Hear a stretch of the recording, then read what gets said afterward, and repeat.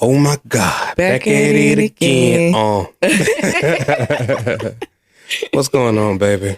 Nothing. I feel good. I love it. I keep saying, you know what? When you ask me what's going on, I be saying nothing. That's a lie. Like I know. everything is going on. Like everything is going on. I don't know why I automatically say nothing because that's a complete lie. But anyway, everything's good. I love it. I feel good. What got you feeling so good? So much. Everything we're working on together feels good.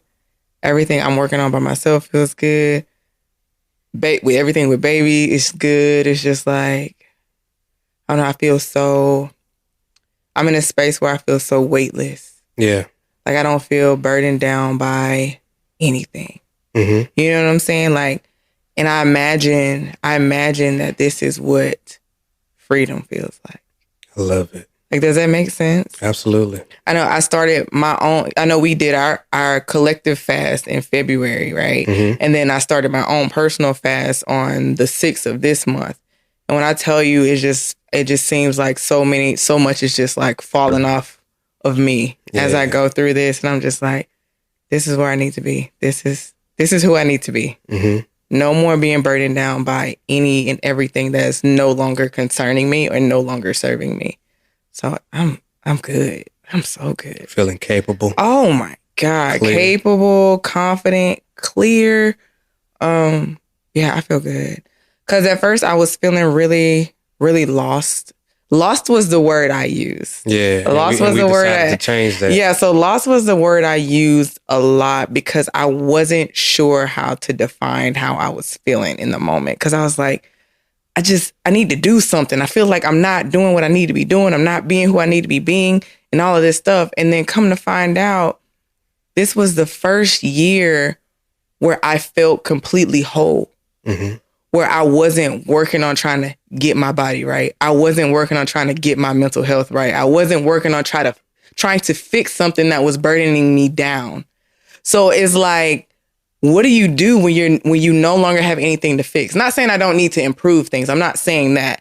But when you're so consumed with, I got to fix this about me. This is broken about me. This is wrong about me. You've lived years of your life like this. And now to not feel that way, to feel content and satisfied and happy with who you are in this moment is like, something's wrong for me to feel this way. You know what I'm saying? Like I'm lost. Like you know what I'm saying?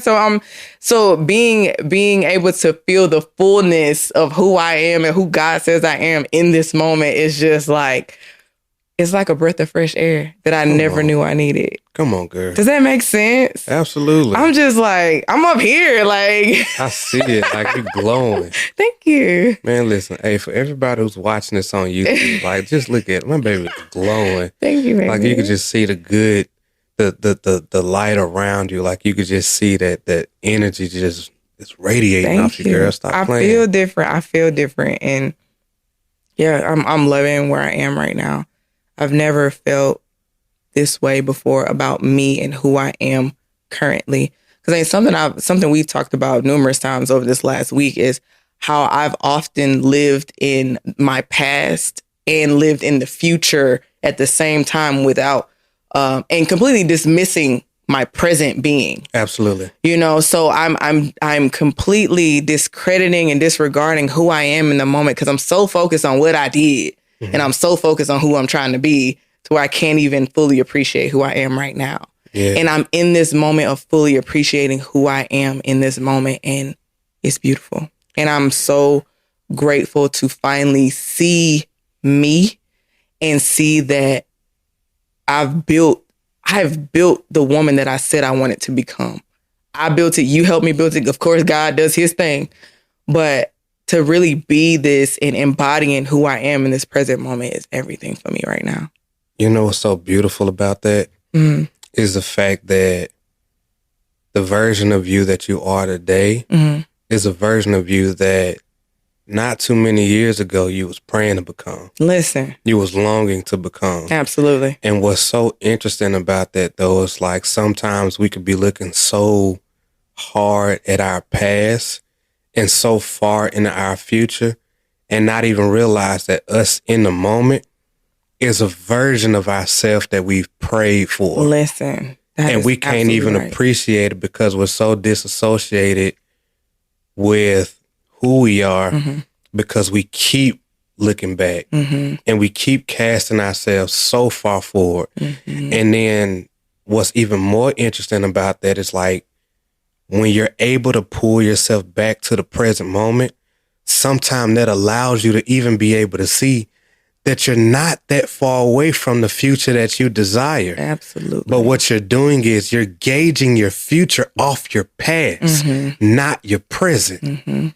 And that's crazy because I've seen that unfold for the both of us recently. Yeah. Like we've become versions of ourselves that at one point we were begging to become. We're in positions now that at one point we were begging to be in when life was like just crumbling around us as it felt in the moment. Right. And learning to be present and learning how to be grateful in the moment and also realizing that being present is actually more challenging than I would have ever thought and imagined. The accuracy. And the accuracy. You know how hard I've had to concentrate on being in the moment. It's crazy to think that. I feel like sometimes we get set in such a routine. We get so into the motions. It's like you think you're present. It's like, no, you're physically there, but you're still mentally thinking about what I need to fix or what I need to do or what's the next thing. And it's like, if you're thinking about all of that stuff, you're not in this moment. Yeah. You know? So having to correct that having to concentrate on that is actually been more difficult than I thought it would be. Yeah. You know what? Like it's funny that you mentioned that because even in moments this past week when we was just chilling, kicking it, not working real hard on certain things or whatever, I had moments where I was like, am I being lazy? Like, should I be doing a whole bunch of stuff? And then I take inventory and I'm like, bro, up to this point, you've done everything you said you wanted to do and that you need to do. You've been doing the work. You can rest right now. You can chill. You ain't got to be moving 1,000 miles per hour right now in this moment. You ain't got to be so far ahead in your mind to where you can't enjoy a moment of just chilling on the couch, watching damn Netflix with your wife, right, and just relaxing. You don't have to be in a state of stress, feeling like you're failing your family because you sitting here just chilling, holding my wife's feet in my hand and just relaxing. Like you're not a failure because of that. Like you said, hey, you know what? I want to get this, and this done this week. I got those things done. We put the priorities that needed to be front loaded. We got those things done or whatever. And right now, like I'm just in this moment and it's okay for me to be in this moment. Yes. And realizing, man, you know how many years we've lived to where we couldn't even have moments like that without thinking that we are self-sabotaging, that we are failing, that we're not doing stuff because we just didn't know how to be present and in the moment.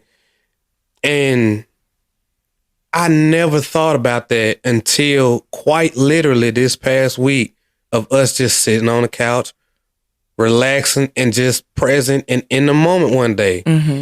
And it was probably the first time that I thought to myself that my doing nothing or just resting or resetting in that moment, this is probably the first time I've ever thought about that and didn't get that feeling of stress and overwhelm or harsh judgment and criticism and all of that other stuff. And I'm like, no, you did the things you said you were going to do. Right. This is where you are right now. You're enjoying being here right now. You're still getting some clarity on some things, but you're not just looking for clarity and doing nothing. As you get it, you're actually taking action. You're actually doing the things as they reveal themselves to you. You can be here in this moment. There's nothing for you to do. You don't have to go and force something out of nothing in this moment. You can just be here. Yeah, and even in that moment is knowing that, you know, our marriage is like a top priority. Absolutely. So in that moment, you were doing what needed to be done. And that was spending time with your wife, watching, what was we watching? Jamie Foxx or whatever we was watching. I don't know what we was watching. But that didn't matter. But it was just spending us. intentional time together. So that you were doing the thing. You know what I'm saying? Something that we said was the priority. Yes. And was able to do it with no stress and thinking and not thinking that it was taken away from something. And I'm not even gonna lie to you. Like, I didn't even think about it from that perspective of like just spending time, you know, being present with my wife. And that's my own flaw. Like, I didn't even think about it from that lens, but I did. At least I had the thought process where I'm like, you know what? Like, being right here is cool. Yeah. It's okay. Right. Like, I can just be here with her and I ain't gotta be doing 1,001 things trying to move the needle another 4-5 notches right at 8:30, 9:30, you know, at night. Right. Bro, just chill. You here right now. And this is a good space. This is a good space. That's so good. That's so good. Because I think we get so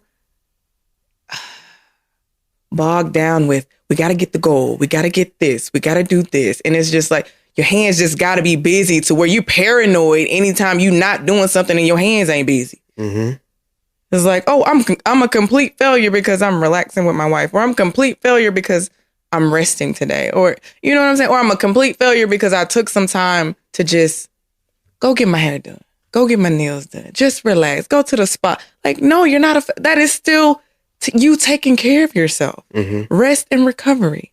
You know what I'm saying? And you know what though? It's like, we talk about, you know, a lot about growth and getting after the goals, but moments like that are part of our goals. Yes, absolutely. Moments like that are part of our growth because there's been, most of our time in the past, especially the past 5-6 years or so, we haven't even been able to fully enjoy moments like that because we're always trying to be busy doing something else.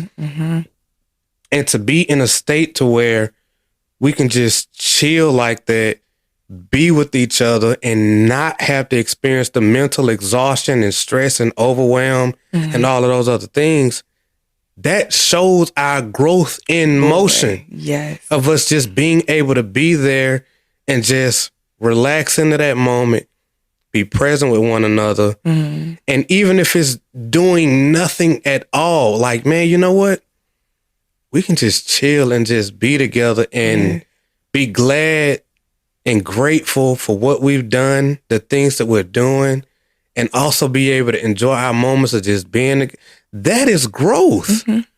Because there's been so many times in our lives to where we couldn't even see the beauty in just moments like that of not having to feel like we just failing because we're not actively doing something with our bodies. Like this, in this particular season, like that was growth. Yeah.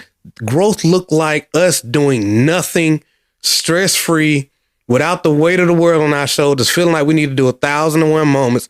Growth for us in that moment looked like nothing. I'm here. Yeah, honestly, that's true. I am just here with you. Yes. I'm relaxed. I'm present with you. We talked and we just enjoyed each other's company until it was time to go to bed. Yeah. And we slept good. Yes. Big growth. No stress. Not feeling like we needed to run a freaking marathon and do 1,001 things, check all of our analytics and do all this other stuff. Right. It was just us in the moment. Yeah. And that was another level of growth for us in our marriage and in us individually. Yeah.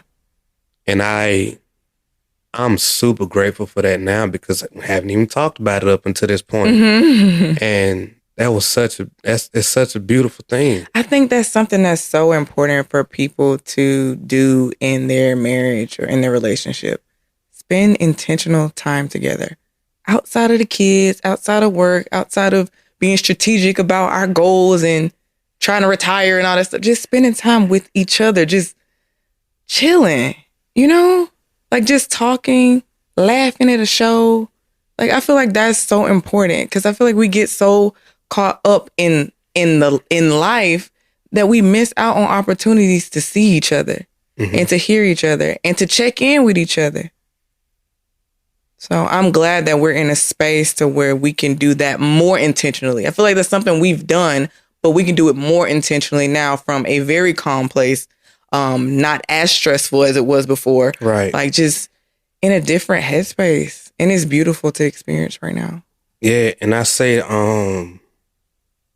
in conjunction with what you said, I think just for to put in context for those, who may be listening or watching or whatever,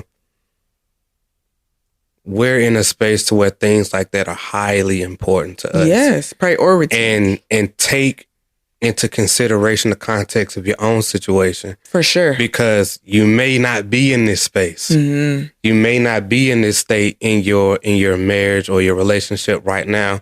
You might be in a space right now where you need to be running 1,000 miles per hour, collectively, together, individually, whatever the case may be.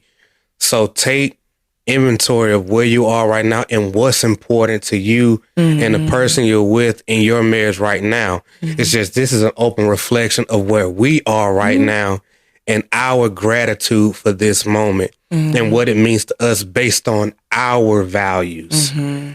Our values. And if it's not a value of the listener and it's something that's not as important to you, change the context of the situation, put in whatever is more fitting to you and do more of that for you and your partner. And I say that because, of course, we only talk about us, you know what I mean? But to make that useful for you, realize that what works for us is what's working for us because we know us and you have to know you. Yeah. I mean, I definitely understand what you're saying. But to add more context to the context, if you don't want to spend time with that person, why are y'all even married anyway? So it's like intentional time with each other should be important. And I think like for me, I have been regretful of us going after goals over the last 10 years and I missed things with you. Yeah. I missed experience with you. I missed moments where we could have created beautiful memories together. I missed that. We missed that. And I am regretful for what we missed out on because we were so goal oriented. We could have took a little bit of time for each other. Yeah. We could have. And that's just being straight up honest. That's real. Like what's the point of us being married to each other if we're not willing to see each other and hear each other and create memories with each other outside of goals? Yeah. Like what is this for?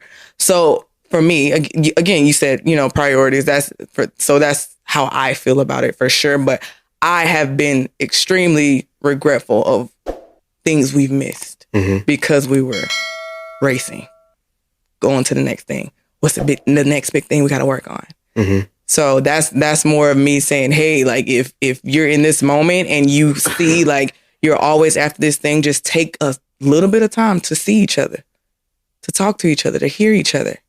That's all I'm saying. No, I agree with that wholeheartedly. And it's not to say that, that, I mean, you got to have that. Yeah, exactly. For sure. Period. For sure. I'm more so getting at like, hey, whatever's important to them based off of whatever season they're in, do it in the way that best suits you. For sure. Yeah. Do it however. Do it however you feel is right. But implementation. But at the end of the day, like you and your partner are important. Your goals are important. Sure, absolutely. But you and your person are important and should show that to each other. 100%. Absolutely. And I would say, in reference to, our past and the things that we have, missed out on and things of that nature, I wouldn't want to say that I regret it. Do I wish that some things probably could have been different? Maybe so. But context and hindsight is one of those things that I really got to take into consideration. Of course. Because it's like, change any one thing and who are we today?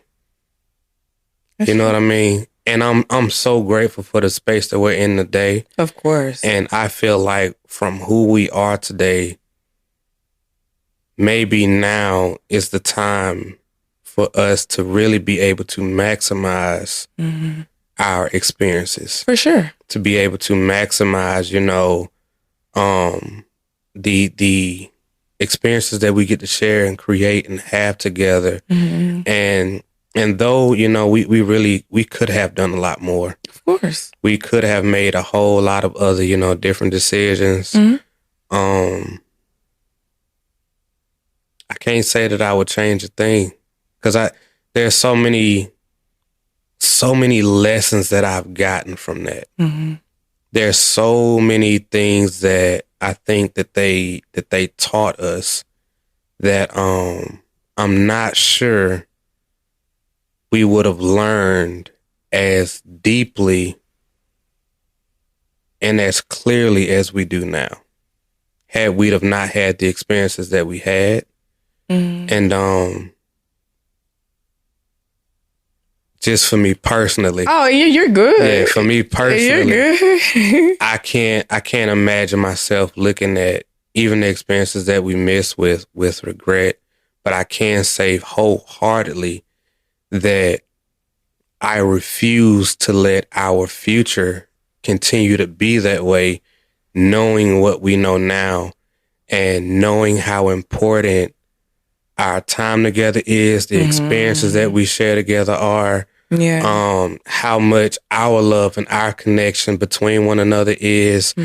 I refuse to know what we know now, have the knowledge that we have, the wisdom and understanding that we have now, and to not make change and do better going forward. Absolutely. In spite of our professional goals, and further prioritizing our marriage and our connectedness and goals in that area above so many other things. Because if we if we pour more into our marriage now in this space, that will serve everything else. Absolutely. Because the better we are individually, the better we are as a team, as partners, as a married couple, the better we will be for everything else that our hands touch together. And now I feel like, you know what?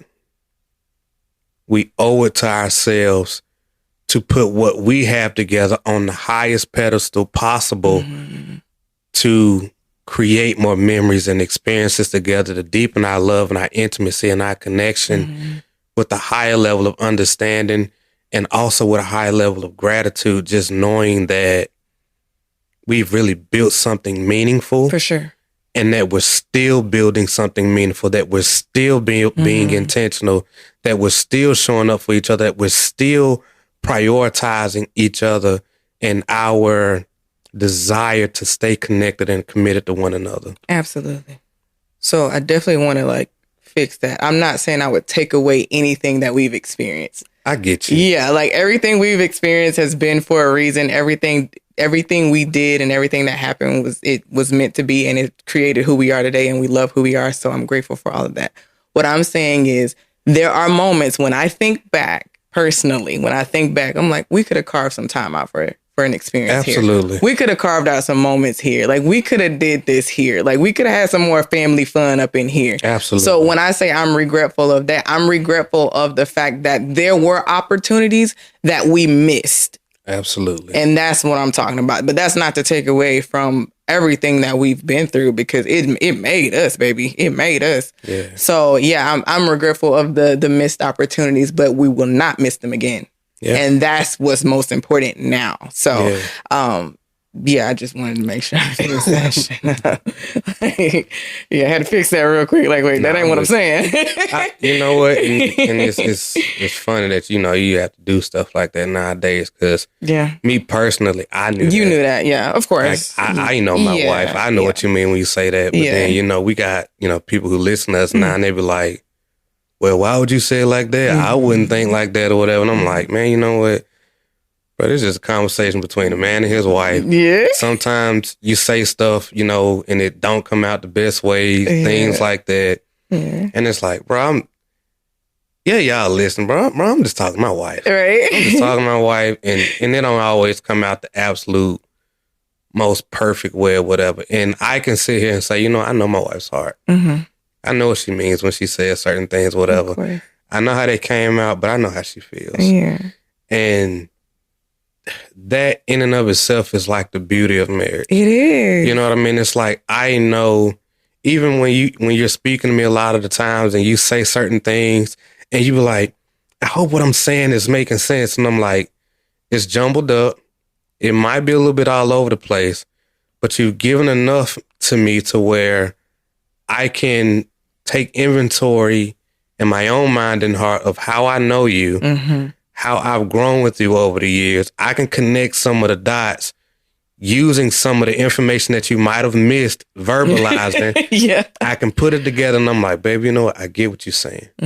I know where you're coming from. And that's something you grow to be able to do. Yeah.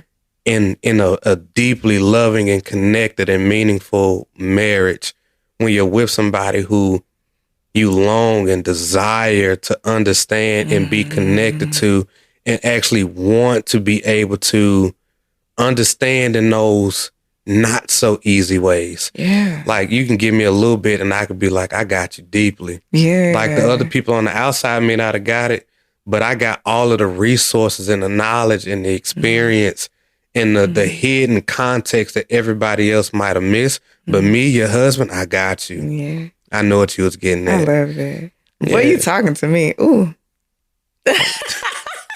I love you, girl. I love you. But I wanted to bring that up, though, because, again, as people listen to us, those one of those things where you can't teach nobody to do that. Yeah. And people can't, if you're not living that may be hard to understand to some degree. Maybe, possibly. Or if you have kids, it's kind of the same way. When you're raising up your kids, like, we got a 15-year-old. Like, there's things we know about her that she don't know about her. Yeah. We pay attention to her in ways that she couldn't possibly pay attention to herself. You know what I mean? Like, when she says certain things, like, I know it came out your mouth, but I also know what you meant in your heart. And I know your character enough to know, I know this came out because you're emotional, you're worked up and things like that or whatever, but this is who you are as a person. And I know that you're this type of person right here. But right now, whatever's happening over here might have gotten the best of you right now, but I can see through that because I know the real you. Yeah. And that's something that comes from true love. That's something that comes from truly being connected to the people in your life that you love. And again, that's something that you can't teach a person. That's good. You have to desire to have that with the people that you love and that you care about. And again, I wanted to just bring that up because that's like a real life example of, like, she just said a lot of words, a while back. They came out a certain way, but I knew what she meant. Everybody else listening, they just heard words. Yeah. Me, I heard your heart. Yeah. I saw your heart. I know what you mean behind the words. I'm like, yeah, she could have said that a little bit better, but I know what she was getting at. Yeah. But I'm supposed to be able to know that as your husband. Yeah, absolutely. I'm supposed to be able to see. You're the only person who knows me in this way. I'm supposed to be able to see the things that aren't being said. Right. Or to be able to see through the misspoken words and things like that, because we're human. Not everything comes out perfectly. Not everything is always, crisp and being articulated in the best way or whatever the case may be. Right. We are full-blown humans over here, having a human experience, and we can show some freaking compassion and empathy and understanding if we want to. Absolutely. That's all I'm saying. I see you, baby. Thank you, baby. This conversation kind of weird left, but it did. It was good. But no, that was I think a whole secondary point. It's a good, like, real life example, though, for sure. Yeah. I think it was good. I think you brought it all together.